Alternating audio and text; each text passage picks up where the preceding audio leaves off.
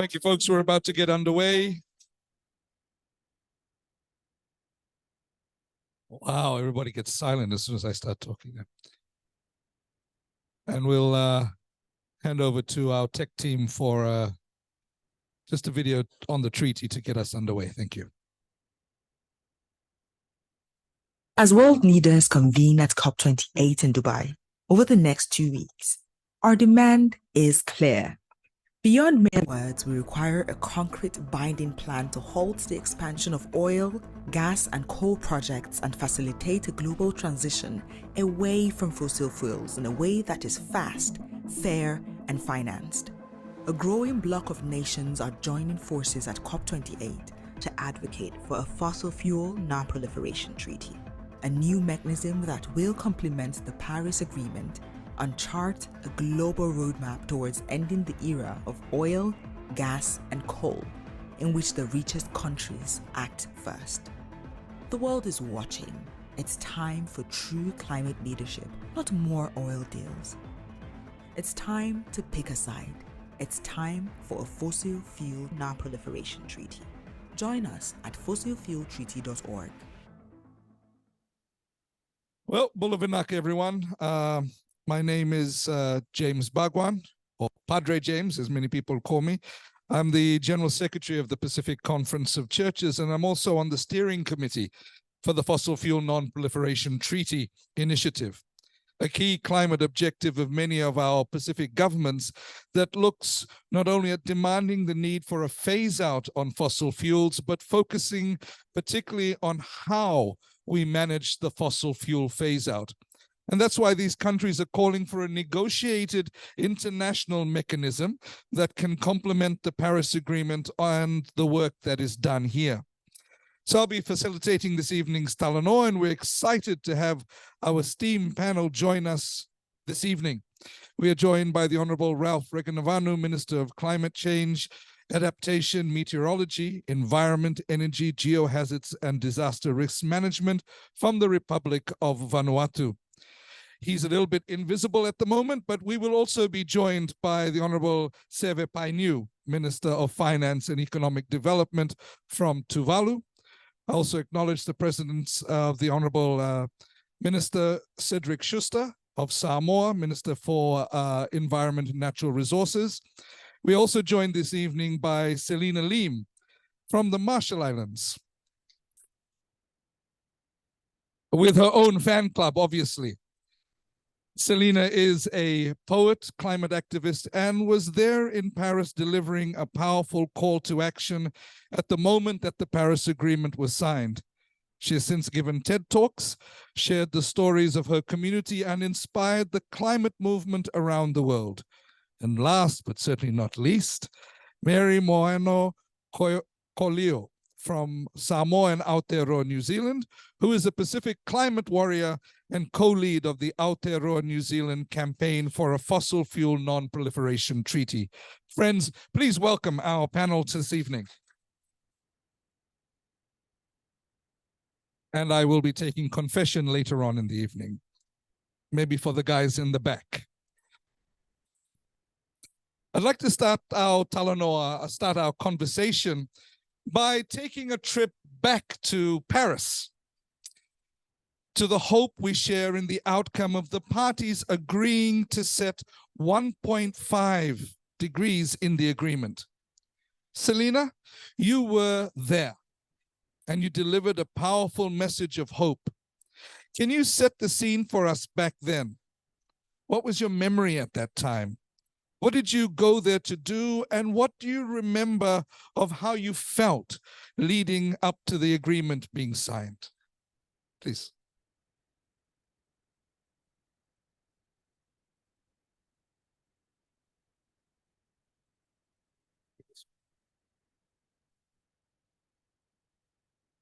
Thank you. Yokoy Olive. Hello, everybody. My name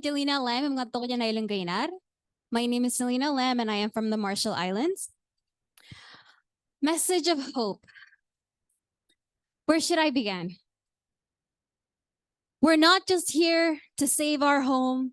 We're here to save the world. said by our late ambassador for climate change, Ambassador Tony DeBrew. A message that still to this day keeps me grounded and reminds me of my why, my hope. It means leaving no one behind. Therefore, I have to say this. Currently, there are at least 8 genocides happening all over the world today, of which us in this room have responsibility to stopping as it intersects with the very issue that brought us together to this room, the climate crisis. Genocide carried out by bodies, namely militaries, and financial aid, namely billions, that contributes to over 5% of global carbon emissions. At 18, I carried a lot of anger. And I learned this from my therapist, that if you are angry, it means that an obstacle is blocking you from what you need. And my anger was directed towards the world. How dare you do not do anything for my people? An anger that only grew exponentially during my first COP, the COP28. But first, before coming to COP28, I was finishing my last 2 years of high school in Germany. 224 of us from 84 different countries. To me, that was 84 more nations to know about the existence of our country and how the climate crisis was affecting us. I started participating in panels at the school and outside of the country, speaking at protests, writing letters to various news outlets, and giving interviews. And then I received the email from our government of their invite for me to be part of their delegation. And you see, during the time I was advocating and being an activist throughout Germany and other parts of Europe, I was gaining hope. I saw how passionate people from other side of the world were reacting to our cause, people from civil society. And my goodness, did that fill me with so much love, so much. Then I arrived in Paris and was tasked to shadow our Ambassador DeBrew. The meetings, work meals, interviews, everything that he attended, and the interviews, couple of which he would just go, Selena, can you do this? Of which I reluctantly agreed to. Because I barely understood what was happening and said around me because of the technicality of the language and political power play at hand.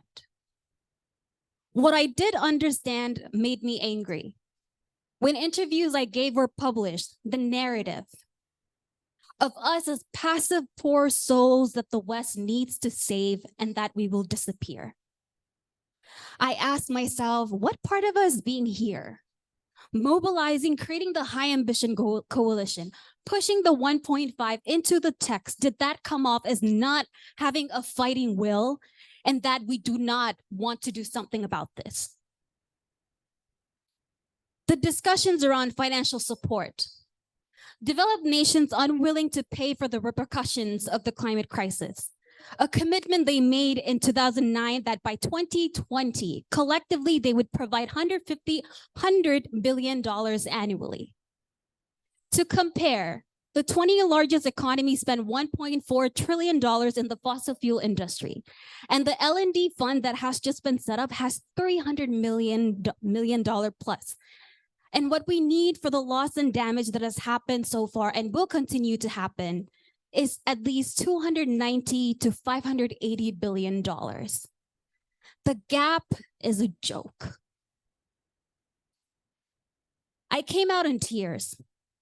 As an 18-year-old to hear that my people were being discussed, our lives being measured in monetary values, that was not worth investing in. And still is not worth investing in. I was extremely angry. And it is this anger that continues me to this day. As my therapist said, there is an obstacle behind me, an obstacle towards our country still being where they are. That is the driving force. And we have the mass behind us. And the mass civil society, all of us all around the world, the populace recognizes how dire the situation we are all in. Therefore, the pressure towards political will to implement changes is higher than ever. One of those changes is phasing out of the usage of fossil fuel, which with the Fossil Fuel Non-Proliferation Treaty, a just and inclusive transition towards a clean, green world will be enabled. Thank you, Komo Tata, for coming here. Thank you so much, Suleiman. That's the energy that people are coming into this COP with. Minister Ralph, we're now here at COP28. And before I turn to you to give some comments and some context of what we're going to, where we're at, we're going to have a video about the minister speaking about why Vanuatu became the first country to call for this fossil fuel non-proliferation treaty and the importance of fossil fuel phase out, not just for Vanuatu, but for all of us. Let's have a look at the screen. My name is Ralph Regan-Vanu. My name is Ralph Regan-Vanu, and I'm Member of Parliament for Port Vila, which is the capital city of Vanuatu. I grew up in Port Vila, so I'm a city boy. My home island is the island of Malakula, which is my father's home island. That is where my traditional land is and my extended family. I've been the Member of Parliament for 15 years now, and we're trying to deal with the many challenges that come from issues to do with the growing of a modern nation state like Vanuatu. We have some of the most pristine environments in the world, and this is because we've maintained management of the land according to our traditional practices.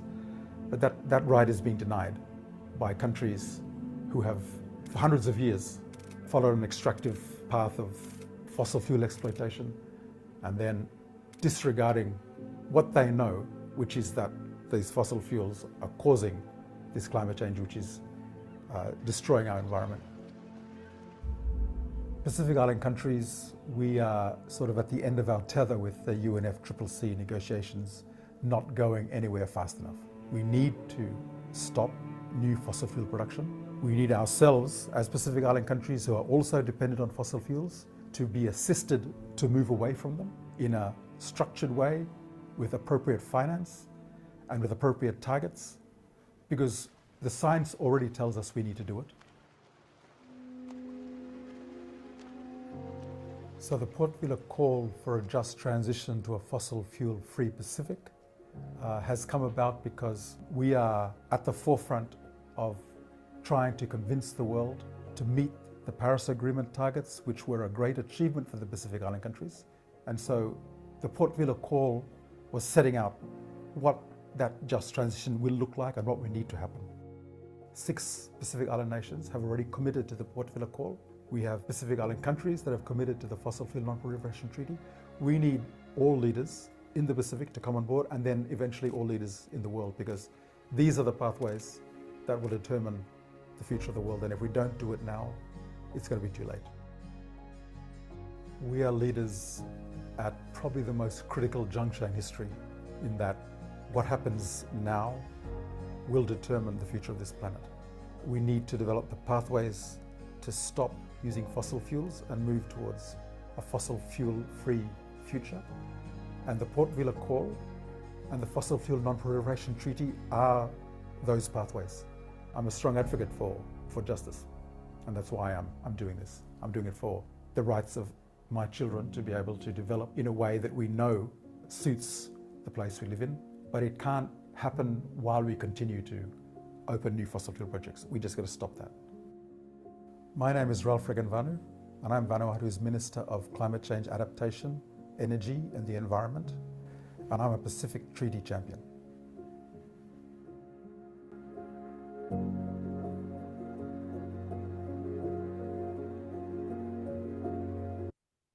Minister Ralph, we're 7 COPs later since the Paris Agreement was signed, since that moment in Paris, and yet we are still no closer to having emissions reduced to a level that keeps 1.5 alive. What happened? Why has your government now decided to champion the call for this treaty? What are the challenges and opportunities you are seeing since then? And how do you see that complementing the process here and other initiatives like the proposed ICJ advisory opinion on climate change and human rights? Please. Thank you, Reverend, and good night to everyone. And I've already given my speech, so that was the first time I saw that video. So thank you, the Possibility team, for making it. It paints me in a nice light. So yes, as I said, we're frustrated with the UNFCCC process, and we want to complement it and enhance it. And that's why we're doing these other initiatives. And one that the Reverend mentioned is the call for the International Court of Justice to give an advisory opinion on the obligations of states under international law to protect the environment and protect the climate system for present and future generations, and to give an opinion also on what are the obligations or consequences for states that knowingly breach these agreements they've signed, like Paris. They committed to certain things. Knowingly, they then did actions which breached these commitments. Are there any consequences under international law? And so that is one initiative that we hope will help the UNFCCC process. It'll clarify legal obligations. So when we go into negotiations, we can say, no, you can't talk about that anymore. You can't talk about that anymore because it's been clarified by the UN, by the world's highest court, that these are not the issues that should be talked about when we talk about what you've signed up to. And fossil fuel phase out is, as we all know, and as the science tells us, despite what the COP presidency may say, we know that we've got to phase out fossil fuels, and everyone knows that. And we're fighting very hard. Our negotiators now in the rooms here, the PCIDS negotiators, AOSIS negotiators, and I want to acknowledge the AOSIS chair here for the great leadership. We are putting that into all the negotiations and saying we want fossil fuel phase out. We want timelines and targets for fossil fuel phase out. We want a just and equitable transition. And the questions that are going to be asked on the floors as we negotiate as to how we're going to do that. That is why we've engaged with the Fossil Fuel Non-Proliferation Treaty, so we can have those concepts and those ideas about how we're going to do it. And we're already talking with the other 10 champion countries and the Secretariat and all the networks and all the activists and all the different organizations that are working on fossil fuel phase out about what are the elements of this phase out going to look like in this just transition. And that was what the Port Phillip call was about, identifying those elements for the Pacific.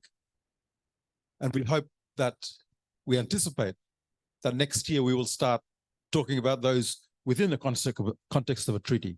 We're going to start drafting that treaty. And so we want as much as possible all Pacific Island countries to be on board by the time we start negotiating. So we will be the first movers again. And we're very happy that now we have Colombia, one of the large fossil fuel states, on board, along with Timor-Leste, which is also a fossil fuel producer, so that we can have those perspectives as well. How do we get countries that are already on that pathway to come off it? And I'm very much looking forward to those discussions and those decisions we're going to make. But once again, here we are, here at COP. We've got to make sure fossil fuel phase out gets in the final negotiated outcome so that the treaty will be able to be utilized as soon as possible.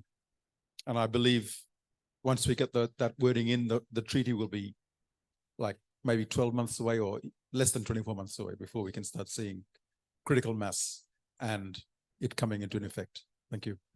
Thank you, Minister. The critical mass is growing. The ecological conversion, as we say, is happening. And I remember your words last night. Our negotiators are fighting to get the F word in the final text for COP28. You know, the one we're talking about here tonight. Thank you, Minister. Mary, you've been in the grassroots climate space in the region and particularly within the Pacific diaspora communities in Aotearoa, New Zealand, for a while now. You led a march of 40,000 people, the largest at the time, to the steps of the Beehive, New Zealand's parliament, and that actually led to net zero becoming legislation in Aotearoa, New Zealand through the Zero Carbon Act.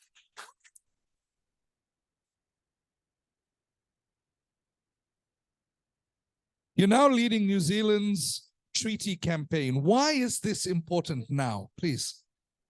Talofa lava, tēnā tātou. I'm from the villages of Whalewha, Le'auwa'a, Malie, and Te Awea. And it's so important that global north countries, particularly in the Pacific, Australia and New Zealand, really come on board to endorse the treaty if they really want to continue to claim to be a part of the Pacific family. For me, I'm a proud daughter and product of Samoa. I went to school in Samoa. Mom and dad still tend to the land and live in Samoa. But I'm really cognizant that I have lived in New Zealand since 2009. And so I have that diaspora voice.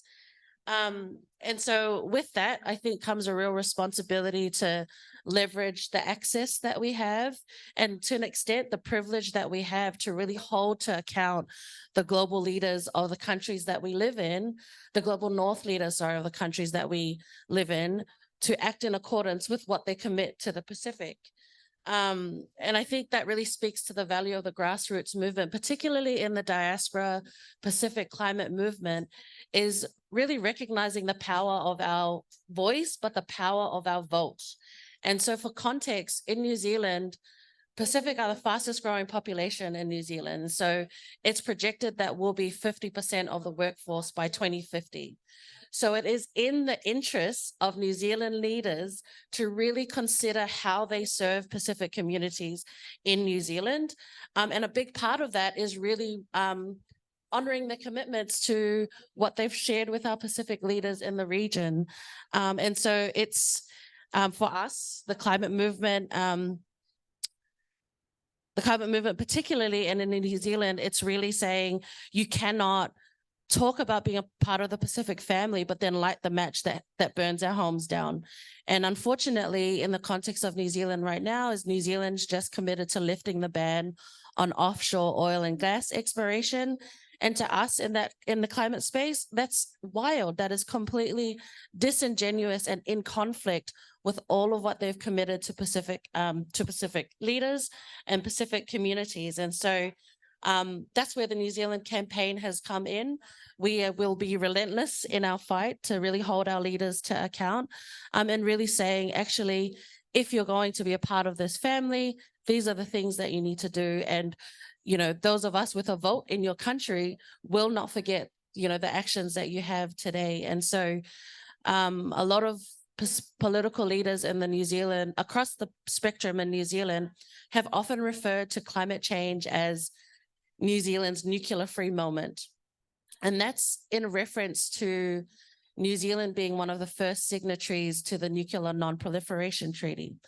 And what they're trying to reference is New Zealand is going to be the courageous and bold leader in the climate space now, as they were then when we were talking about, you know, a nuclear-free and safe Pacific. Sadly, evidently, with the lift of the ban on offshore oil and gas, those are just, you know, empty words. And so, you know, when we talk about the courage then is the threat of nuclear weapons then was a risk. It was a risk of destruction, a risk of harm. Whereas the reality that we have now in the islands, which we all know and live, is climate change is not a risk. We are living the catastrophe and the destruction of that harm day in and day out. And so in that respect, Pacific climate movements, climate activists in the diaspora particularly, will do all in our power to amplify the leadership that we fortunately see in our Pacific Island leaders, and really continue to hold global north countries like Australia and New Zealand to account. So fair warning, New Zealand and Australia, we're here to stay. And we're not going anywhere until you act in accordance with what it means to be a Pacific family.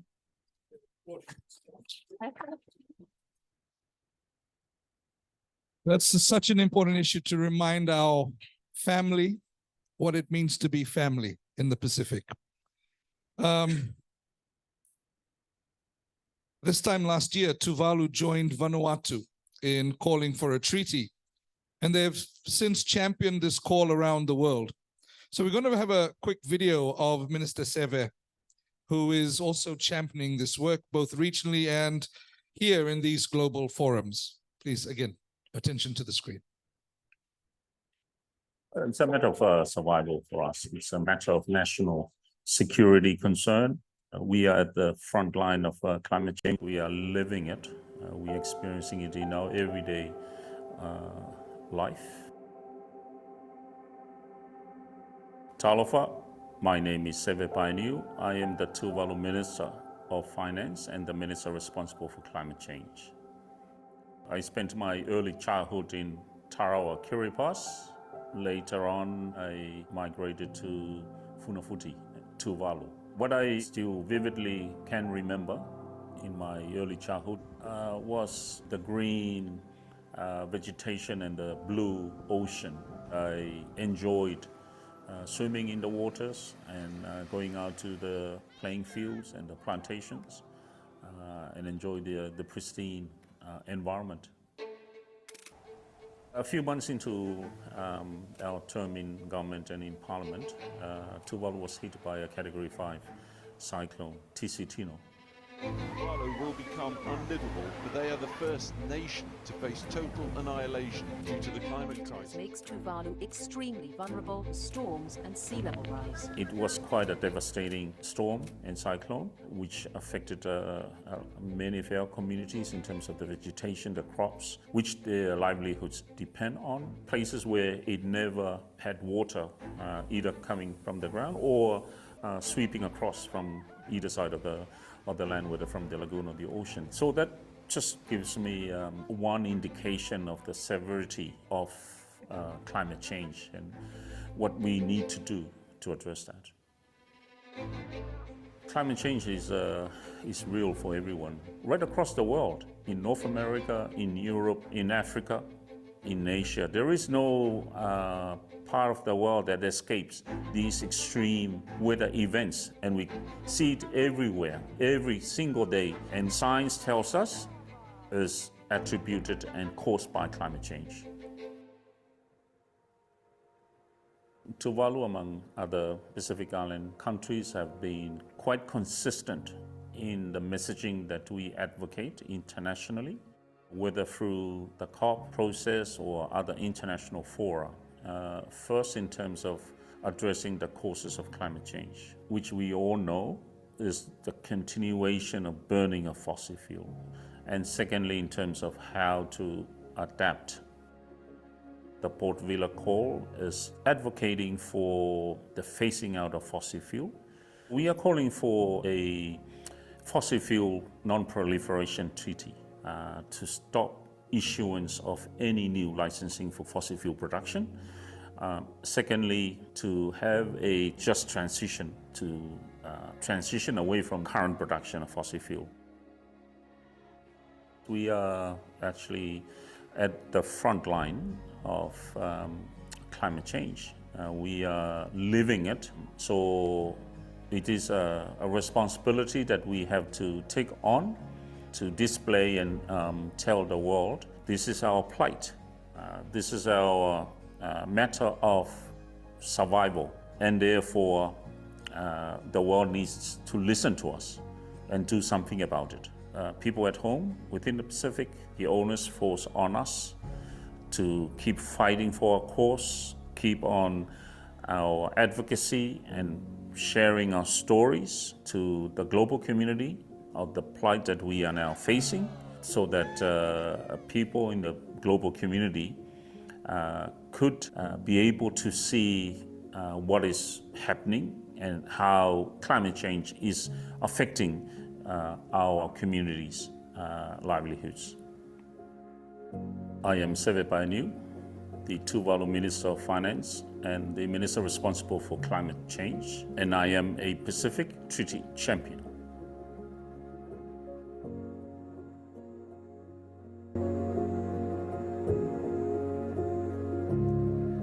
Mr. Cedric, we know you have an extremely busy schedule, particularly as chair of AOSIS, and there's things you need to get to.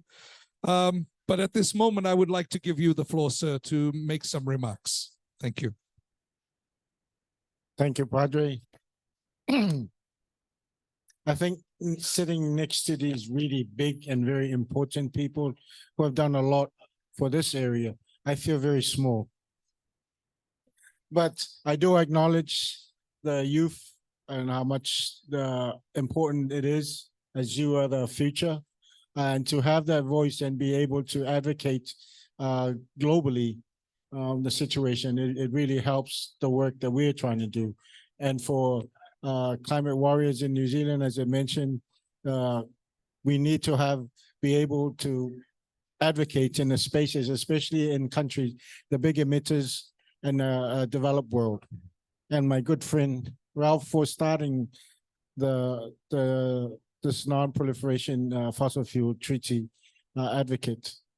For myself and for Samoa, we see this as a very important initiative, and we do want to join because we, as also not only as the chair of AOSIS, but also as the champion for both the Pacific Island SIDS and for AOSIS on mitigation. And this is important, the alignment of, if we're going to talk about transition and fossil fuel phase down and phase out, this is a mechanism that we need to get behind. And we will join this initiative, and we want to continue to advocate in ways that provide the mechanism so that we can continue to have a space that is going to enable us to really put words into actions. Thank you.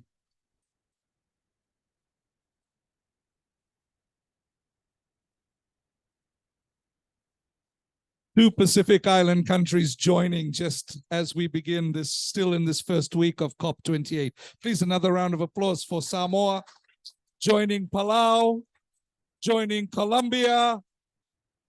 The numbers are going up, so they can hear it next door.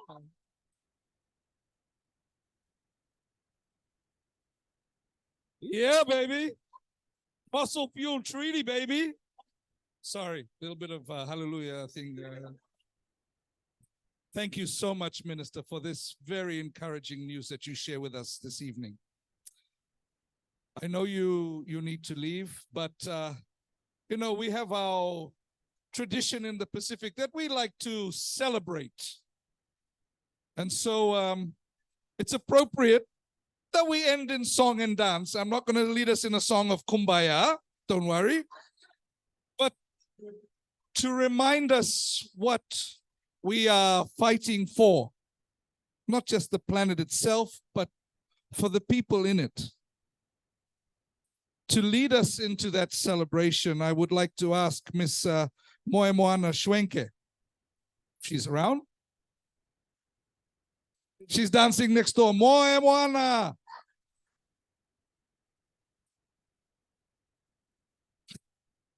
We're going to get Jacob to dance for us. Okay, let's just give another big cheer for the Fossil Fuel Treaty.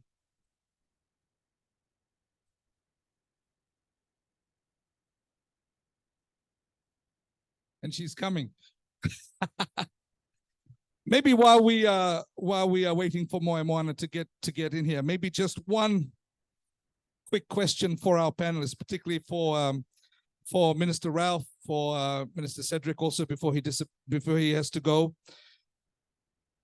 What might a just transition look like for different countries in the Pacific? I know you've already started to think about that. Perhaps there's some thought around that, Minister. We are on track for 100% renewable energy electrification by 2030 in 7 years' time. It's a combination of hydro, wind, solar, battery power, coconut oil. So we're buying coconut oil generators, and that's for the electrification. For shipping, it's much more difficult. So for shipping, we're looking for the example from the RMI Micronesian Shipping Center. They've just got their first ships developed in Korea that launched like last month, I think. Much more efficient vessels running on biofuel, sails, outboard motors that are electric. We can just plug in to the renewable energy on land. That's what it looks like for us.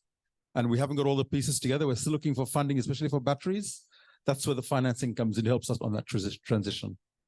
Thank you, Minister. Ideally, I liked everything to be or EVs, the whole transportation sector. We'd like to see but we do have our NDC, our second NDC, which have mapped out our targets in the next couple of years, including by 2031 having our renewable energy 70% of our electricity increase from renewable energy. We'd like to go over and above that, but we've set the target at what's realistic at this stage. For us, if more funding are available, then we'll be able to increase that. We want to the rest of our energy supply. We also want to convert a lot to energy efficiency. What else? I don't have my NDC report in front of me, but the intention is to go beyond.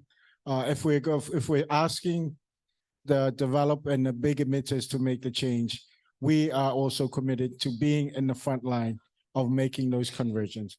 And the green economy transformation is needed.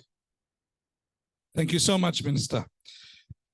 These are the commitments that our Pacific Island leaders, who are the least contributing to global emissions, they are making the commitment as they call for the rest of the world to make these commitments. So let's give them another round of applause for their courage and for the steps they are taking for the rest of the world. I'm going to throw to our last video for the evening and ask our text to play that video. And if Moimon is still dancing next door, we can all start dancing and go around to join them. She's here. Mr. President, I believe climate change remains the greatest moral challenge of our time. The irony is it is the poorest and the smallest countries with the least contribution of greenhouse gases, which are paying the ultimate price. We look at our children and wonder how they will know themselves or their culture should we lose our islands. Our challenge to the international community is to take bold measures to reduce emission of all greenhouse gases to level that ensure a viable and meaningful future for states like Tonga. The United Nations cannot and must not allow the biggest greenhouse gas emitters to turn away from their moral duty and responsibility to urgently reduce greenhouse gas emissions. Those who have contributed to this crisis the least suffer the most, physically, existentially, and ecologically. This is an injustice that must end. This is a very special unifying moment. In adopting the Paris Agreement, all 196 countries in this room have joined the High Ambition Coalition.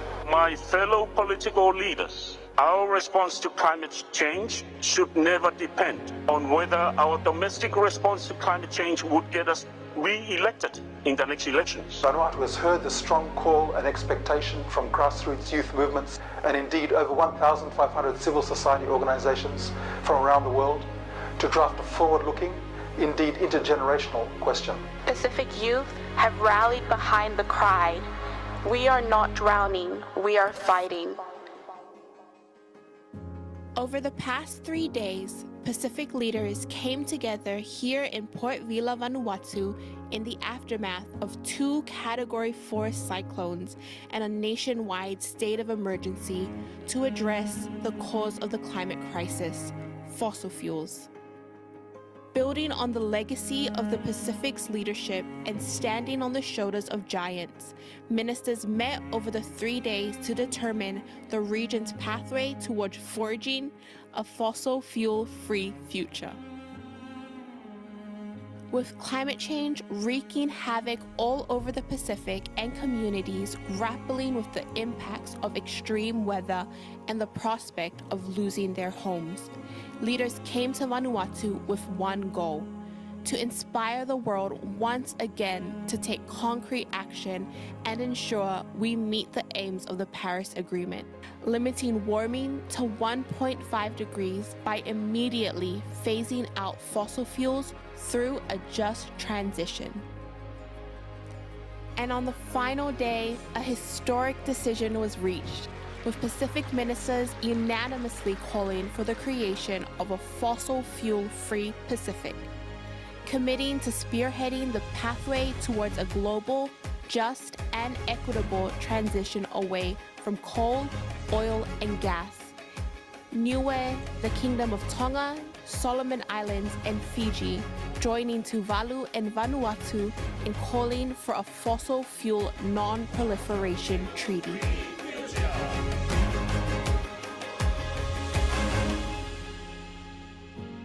I'm so proud to be part of this historical moment where the Pacific once again shows what true climate leadership looks like. And I hope that more countries join this voyage towards a fossil fuel-free future.